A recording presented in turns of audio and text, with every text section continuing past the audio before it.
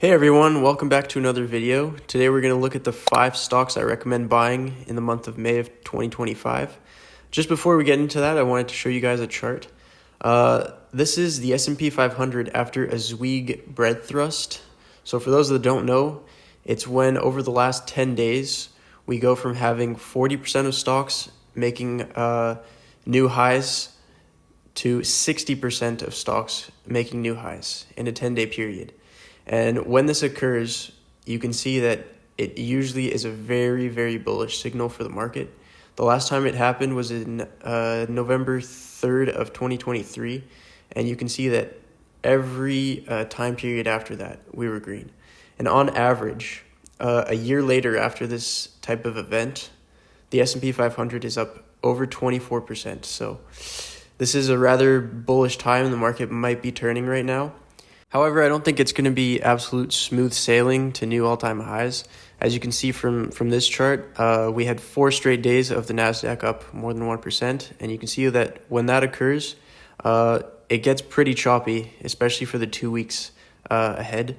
So if you're patient enough, you might find some more buying opportunities in the next couple weeks to a month. So no need to rush and panic into buying stocks thinking they're going to absolutely explode. I think there's going to be a few more pullbacks and opportunities to buy your favorite stocks. So the first stock on the list is Google. Now they announced earnings on Thursday night, and they were just absolutely killer earnings. They beat expectations on revenue and their earnings per share. Everything came in line or above guidance, and they beat all expectations from Wall Street. It was really, really great quarter.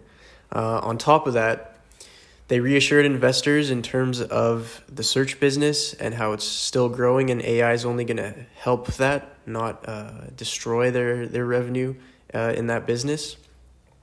Then they also announced a 5% increase to their dividend, and on top of that, a $70 billion stock buyback program.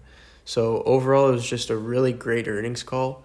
I think this company is set to keep growing for years to come, and the CEO was also super ecstatic to get a first question about Waymo, which is over 70% owned by Google. And they described how they have over 250,000 weekly rides currently that they're delivering to customers. And this is just growing exponentially. It was up 5x over just the same period last year. So it's growing really fast, and they're undoubtedly the leader in autonomous vehicles right now. And I think that's a part of their business that's not at all taken into account in the stock price.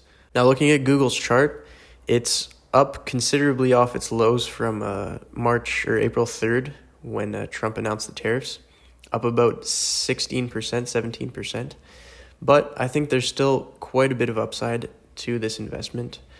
Even if you're buying in today at $164, just to get back to all-time highs, you have about 27% return, and I think this stock has room to grow into its multiple and go further, maybe even to 220, which would be a 35% return. So I think this is a really attractive one right now. Now the next stock is none other than ASML. Now they make these contraptions, which may look like a whole lot of nothing, but these are actually a machine extremely vital to the semiconductor industry. They're called lithography machines and produce some of the most advanced semiconductors. They have clients such as TSMC, so Taiwan Semiconductors, Samsung, as well as Intel. And the thing is with this company is they have a monopoly on this technology. There's really no one else competing with them, and they have a huge advantage in terms of the machines that they create and how no one else can replicate them. So this is a bet on the AI sector, on semiconductors continuing to grow year over year. They also have high margins on these machines, and their suppliers have high switching costs. They can't just change over all their machines because these are machines that cost over $200 million each. So they can't just one day decide, oh, we're going to go see a competitor and see how those work. They stick with ASML, they build partnerships with them, and they work with them for decades and decades. And also one thing that was highlighted over their past earnings call was that they really have a strong backlog. So they have revenue visibility for the next few years out. Looking at the chart, I think ASML is one of the more attractive buying opportunities in this market. It's bounced a little since April 3rd, sitting here at about $680, but it is still over 65% to get back to its all-time highs. So there's lots of room for growth in the stock price, and I think right now it's an awesome buying opportunity. Now, the next stock I want to talk about is AMD. Now, it popped 10% last week. It had a huge week, and it's coming back against this mother of all downtrends. It's coming and hitting this resistance line again, so it's going to have another big week coming up. We're going to see if it can finally break out of this. For it to really confirm a breakout, though, it's going to have to come up to this 116 level, break it, retest it, and then start moving forward. But still a little ways to get there. I made a video on my bull case of AMD with price targets in 2030, a bear case as well. If you want to go check that out, it was a couple videos ago. Just one thing I want to talk about since that video. One of the main bullish areas that AMD is potentially going to surpass NVIDIA is in inference. So in AI, there's training and then there's inference. Inference is the part of the workload that takes all of the prompts in every single day, every single hour, and regurgitates an answer out. So it's really the day-to-day operations of an AI model. And Microsoft released this note talking about some of the success they've had with AMD's MI300 chips, and how they have gotten way better results than with some of the NVIDIA H200 chips. So I think this is really bullish, and they go on to talk about how this isn't just a one-time thing, and they're really working with AMD to build a partnership, and they talk about further enhancements in the pipeline, a continued collaboration. So I think this is really bullish, and it continues to add fuel to the fire in terms of AMD's potential success and where the company can go from here. So the fourth stock I want to talk about is Hims & Hers Health Company. Now, they're in the telehealth industry, and I think they're really capitalizing on this trend of direct-to-consumer healthcare. People want to skip out on intermediaries now, and they want to get approachable, customized, and affordable healthcare, and that's really what Hims provides. They're building a brand that really targets millennials and Gen Z, a really approachable brand that makes you feel cared for and it stays affordable. They're also constantly expanding their targeted addressable market. They're adding new products to their website very regularly, and they have super great margins, and it's also a subscription-based model. So we all know that Wall Street loves recurring revenue business models, and that's what Hims is. They're growing their subscriptions every month. They have more and more customers. I think that's growing at about a 20% rate right now, so really high growth.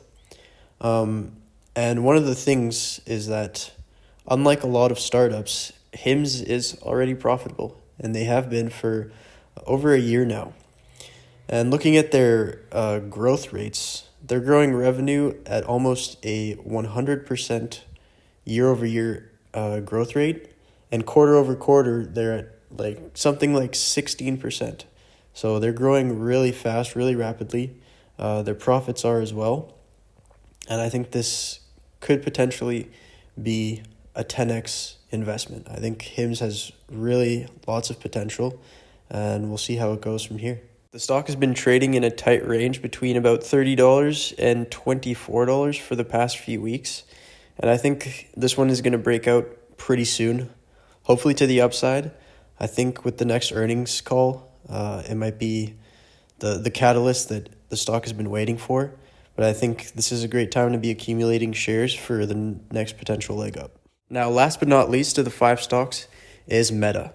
Now, I like to call this company the billboard company of the internet because with their family of apps, Facebook, Instagram, WhatsApp, and Messenger, they have almost 4 billion users. So almost half of the planet is spending time on one of their apps, and they have just so much traffic on these apps that they're just an advertising giant. As of last quarter, they had over $47 billion of revenue, and that's just coming from advertising. That's really just the core of their business. 96% of their revenue is from advertising, and I don't think that trend is going to change anytime soon. I think they have the two strongest social media apps in the world, and that are just really, really strong to beat. Lots of companies have tried with X, and there's been so many different social media apps throughout the years that just haven't been able to do what Meta does with their apps. So I think this is a moat that's incredibly strong, and it's going to allow them to reap the benefits and profits for years and years to come. Now, looking at Meta's chart, they're actually reporting earnings next week, so there could be an opportunity if they miss on revenue or earnings to get into the stock lower. But at these prices, about $545, you're still looking at upside of 35% just to get back to all-time highs. And I think long-term, this stock is going to over $1,000. So I hope you guys enjoyed that video, 5 stocks I recommend in the month of May of 2025. I tried to give varying levels of volatility and risk profiles. I think Meta, Google, ASML, those are big tech companies. They're relatively low risk, have medium reward long term. AMD is a bit higher risk, a bit higher reward, and obviously HIMS is being a newer startup, is high risk, high reward. That one could 10x as well as it could go bankrupt. So I hope you guys enjoyed that video. If you guys could subscribe, that'd be greatly appreciated, and have a great rest of your day.